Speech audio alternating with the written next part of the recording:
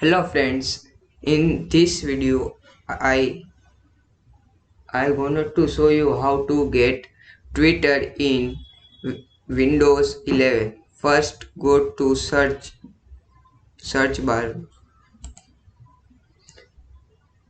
Now you so type here search, type store, micro store, click.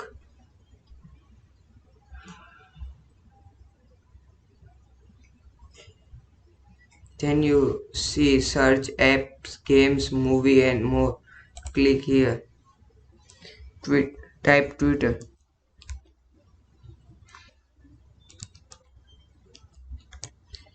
Now you see Twitter app. Click. Now you see free. Click to free. You see installing. Click to open.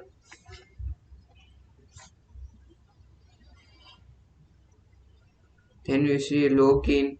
Sign up with Google. Sign up with app. Sign up with phone and email which you want to sign up and sign. Thank you for watching. Please like, share, comment.